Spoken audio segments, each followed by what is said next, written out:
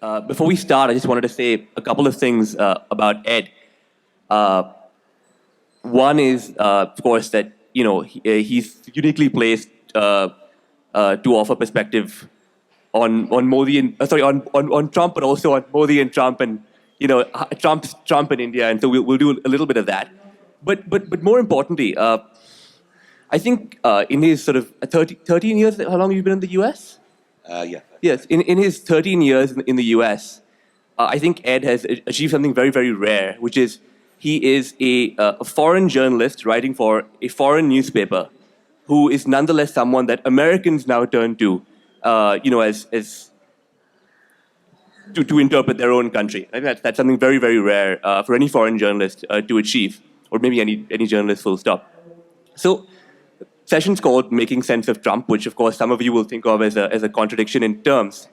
But I just wanted to start, Ed, by thinking about whether we, because he's so omnipresent now, whether we're too focused on Trump. And something I was thinking about is 20 years ago, the 2000 election between George Bush and Al Gore was widely seen at the time as being a relatively irrelevant contest between two quite similar candidates. And it now looks like probably the most significant election of the last half century. The Iraq War might not have happened. There might have been serious action on climate change, which is 600 votes going the other way in Florida. Do you think that there's 20 or 30 years from now, we might look back on this and Trump might not actually seem that important a figure in this period of our history? That's a good question, which I'll answer in a second. But first of all, it's just a delight to be here, particularly with you, Keshava, and your dad and your mum. I first met this young man when he was a young boy, staying at his parents' house up in the Nilgiris. Beautiful house up there that I believe your parents still have. And I think you were wearing an England football shirt, which I found very surprising. But it's a delight to see you now as a published author. And it's a real pleasure for me to be back in India. So to get to your question, is you can't hear? All right. Is that better? I was saying very nice things about this young man, but I won't repeat myself, all of which are fully deserved. Is Trump less important than he might seem? I think that's a very, very good question, because we are all struck to one degree or another by what they call TDS, Trump derangement syndrome. And one of Trump's great skills is he knows how to derange people. And when he deranges people, he benefits. He understood before he came out of his mother's womb that there's no such thing as bad publicity. And that's been the story of his career, is provoke, troll, antagonize, get liberals and others frothing at the mouth, and you will benefit. Looking at the American picture without Trump, or putting Trump into a sort of more realistic perspective, is very, very difficult to do. But I think you mentioned the 2000 election. There is nothing that Trump has yet done that is on a scale with the Iraq War, that is on a scale with the blunder and the error of the Iraq War. He's got great potential. He's capable of that kind of blunder, but I don't think we've yet seen anything on that scale. Trump is, I believe, a symptom of a much deeper problem in American society and with American capitalism, not a cause. He's a cure that's way worse than the disease, but he didn't create the disease. So, well, I guess one way of thinking about the extent to which he's a symptom is whether there is such a thing as Trumpism. Because, whether through impeachment or through losing an election next year or through just leaving after 2 terms in 2024, there will be a time after Trump. So do you think there is such a thing as Trumpism? I mean, is it an ideology? Is it just traditional sort of republicanism? Or not, when I say traditional, I mean 21st century republicanism with a kind of white nationalist coating? Yeah, I think there's a very strong ethno-nationalist component to Trump.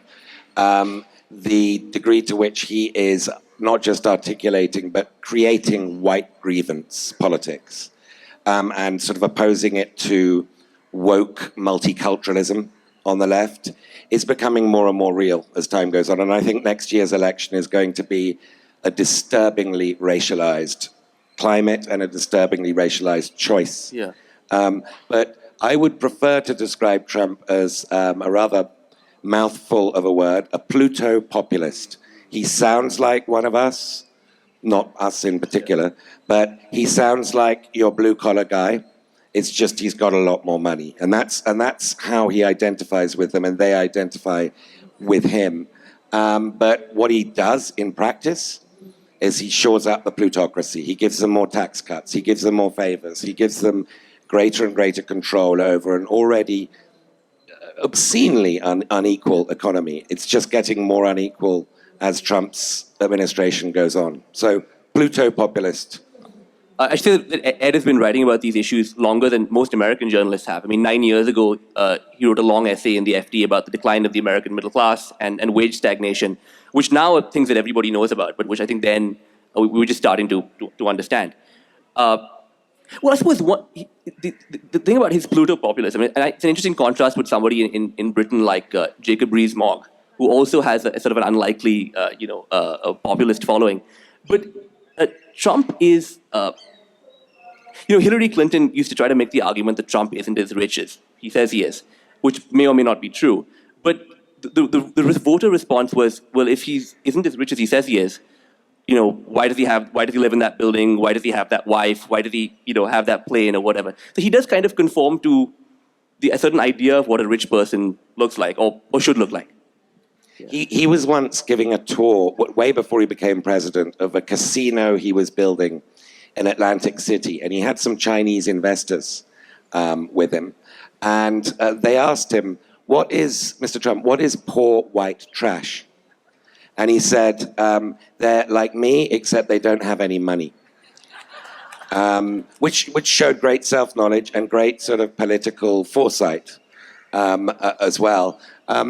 He is worth, what, $3.1 billion? Well, he said, according to Forbes, but, And according to a very good New York Times investigation of the Trump family wealth, he inherited $400 million from his father, Fred Trump.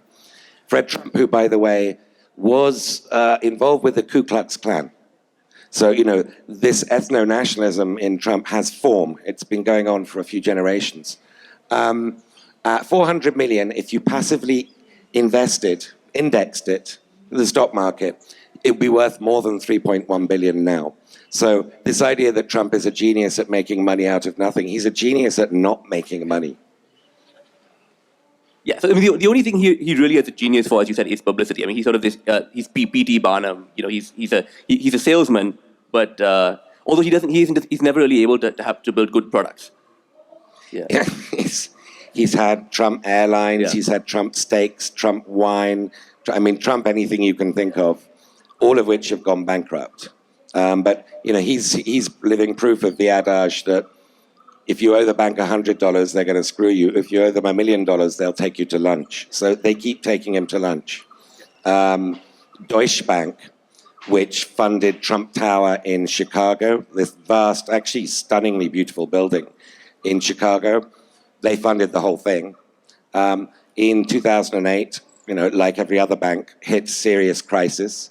Trump sued them for not warning him about the crisis. And therefore his occupancy rates fell and his business model, and they settled. It was a completely false case, but they settled. That's how he operates, through bluster and through owing too much. He's too big to fail. So on this theme of him being a symptom, he's also, you could argue, a symptom of something much more global, right? So, Erdogan, Duterte, not a democracy, but Xi Jinping in China, sort of the era of the Caesarist, the cult of personality. And so it's on that theme that I think we should briefly talk about the parallels or the relationships between Trump and what's happening here. One thing that I was struck by, so last night, as after it was announced that the Ayodhya verdict would be this morning, our Prime Minister tweeted to the effect that whatever happened, it wouldn't be a victory for anybody. And what was interesting about that is that we all know ideologically where our prime minister stands on the question of a temple in Ayodhya. Ideologically, he does consider it to be a victory. But this, to me, illustrated one of the differences between Modi and Trump, which is that there's still a place for hypocrisy in Indian politics. You know, Modi wrote an op-ed in the New York Times extolling Gandhi, and the idea of Trump writing an op-ed extolling Lincoln, let alone FDR, is unthinkable. Yeah, well, I mean, he does keep saying Lincoln's a Republican. The other day, as you might know, he was complimenting Frederick Douglass, the great slave abolitionist, in a tense that suggested he didn't realize Frederick Douglass died 100 years ago. So his grasp of history is probably... He said that Frederick Douglass was doing great work. He's doing great work. His golf game had really improved. So, if you're going to compare and contrast Modi with Trump, I think they're very different, very, very different contexts. I do think that the Sangh Parivar and the role of the RSS and the long-term grassroots remaking of culture element of the Hindutva project makes it a very, very serious threat to Indian secular pluralism in a way that if Trump, and there's a huge capital I, capital F, if Trump is defeated next year, a lot of the damage he's done could be undone. I think that the courts in America are still independent. I think the media is still very strongly independent. I think NGOs are still very thriving. So I don't see quite the same threat to American liberal democracy as I see to Indian liberal democracy. I would suggest that in terms of numbers of people affected, and you'll forgive me for being, particularly at this time when the Ayodhya ruling is coming out maybe as we speak, I think Narendra Modi is a much bigger threat globally to liberal democracy than Donald Trump. And of course, one difference is that we don't have term limits. And so he could conceivably be prime minister for decades to come. Yeah.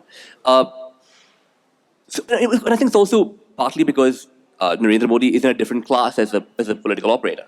One of the important differences with Trump is that Trump is, by some measures, the least popular US president of all time. He's the only president since opinion polling began whose approval rating has never hit 50% at any point since his election. And here, by contrast, we do have a prime minister who has, probably has substantially more than 50% of the country that approves of him at any given time. Yeah, so, Trump has an opposition. Yeah. That said, Trump is almost certainly going to be impeached in the next few weeks, deservedly so. It's very open and shut. This Ukraine extortion is a high crime and misdemeanor, so constitutionally impeached, which of course means indicted. The trial is then in the Senate. The Republicans control the Senate. It would be a miracle if he were not acquitted by the Senate. So he's going to be impeached. He's going to go into next year's election thinking, well, I've been impeached and nothing happened. He then has at least a 50-50 chance of being re-elected. At least a 50-50 chance. How do you, because to push back on that, so if his approval rate, so is this based on the idea that because of the Electoral College, he's strong enough in the swing states, that even if because there's basically no way that Donald Trump wins the popular vote next year. It's virtually statistically impossible. So where do you give him a 50-50 shot? So the Electoral College, certainly. There are numbers that people run where his opponent could win 5 million more votes than him and still lose quite easily. Hillary Clinton won 3 million more votes than Trump and lost, as you know. The 50-50 comes from history. You've actually got a much higher chance of being re-elected as a first-term president than 50-50. Yeah. There's only been 3 first-term presidents in the last 100 years who weren't re-elected, and each of them was in a recession. Bush Sr. in 1992 lost to Bill Clinton. He was one term. Jimmy Carter in 1980, deep recession, lost to Ronald Reagan after one term. And Herbert Hoover in 1932, in the middle of the Great Depression, lost to Franklin Roosevelt. So history would tell you that if we're not in deep recession next year, Trump should win. Well, okay. History also another way of looking at it is that so of course American presidents are limited to 2 terms now by law, but before that by custom. And there's only been one instance. So before Trump, there was Barack Obama, 2-term president, George Bush, 2-term president, Bill Clinton, 2-term president. And the only previous instance of this is Jefferson, Madison, Monroe. We're overdue a 1-term president. That's true. I mean, what makes it different? History isn't such a brilliant guide because history would tell you there is zero chance of Donald Trump becoming president in the first place. So there are limits to how much history can guide you in this situation. But it is true that you've got. It's a cliche, but it's a very true cliche that America is more polarized than ever before. So you can be surrounded by tens of millions of Californians or New Yorkers who are all going to vote for the Democrat. And they'll get 70, 80% vote in that state, California or New York, and they're wasted votes. There's only, one electoral college state there. If they were distributed through Wisconsin, Pennsylvania, Michigan, then I'd find it hard to believe Trump could possibly win. But he's probably going to be very, very competitive in those states. And if his opponent is Elizabeth Warren, and if he gets Elizabeth Warren to be saying quite sort of strong liberal things on gay rights, transgender rights, and on the rights of illegal immigrants and stuff, he could, play up the fact she's a liberal Harvard professor. These things don't generally sort of win standing ovations with blue-collar Michiganders, as they call them. Well, I want to take up the question of who his opponent will be in a minute. But before that, on polarization, because this is very important to understand American politics and what's happening more broadly than Trump. So Daniel Patrick Moynihan, who is a U.S. ambassador to India and then senator from New York for many terms, famously said that everyone is entitled to their own opinion, but not to their own facts. But what seems to be happening in the United States is that people feel entitled to their own facts. I mean, there are two sets of facts, right? There's a Republican set of facts and a Democratic set of facts. And to the extent that with impeachment, for example, Trump supporters do believe that that factually he did nothing wrong. I think the Republican senators believe he did something wrong. But if the country can't agree on a common set of facts, then this polarization presumably is going to it really can't go away. No, it's getting worse, and it's going to continue to get worse. And so, I mean, the scenario that, of Trump being reelected, having been impeached, having discovered it means nothing, that, the phrase, have you no shame, sir, that worked with McCarthy in the 1950s, just doesn't apply anymore. If you have no shame, you cannot be shamed. And so those guardrails, the norms of civic and civilized behavior that are actually a lot more important than the laws, because laws are upheld by people. And if people discover, as they are around Trump, that actually laws mean nothing, it's if we decide to do something and we've still got 40% of the country militantly behind us, as Trump famously said, I could go out on Fifth Avenue and shoot somebody and they'd still support me. Well, we're still waiting for that Fifth Avenue event. What is it that he could do that would damage him in the eyes of that rock-solid base? And thus far, we haven't reached that line. And none of the revelations from what is an extraordinary event, that he's extorting an ally, Ukraine, that's got Russia occupying the east of the country. It's lost 13,000 troops in the fight against Russia. It desperately needs this $400 million of US military aid. And Trump's saying, you're not going to get, your guys might be dying. You're not going to get a penny of that, not a penny of it, until you give me dirt on Joe Biden. That is corrupt. It's a high crime and misdemeanor. But you've got 40% of America saying, it's normal. It's what all presidents do. And no matter how often you say, no, it's not. It really isn't. It's what people believe and what they have chosen to believe. So Republican senators who, at least behind closed doors, are not generally fans of Trump, have sort of come around to a public position of saying, well, what he did was wrong, but it's not impeachable because there's no accept it and for what is impeachable, and also let the people decide, right? So on to the next year, that 50-50 chance you give him surely varies based on who the opponent is, and it does seem like we're down to really only four possible. Well, maybe I'd be curious to know whether you even think it's four.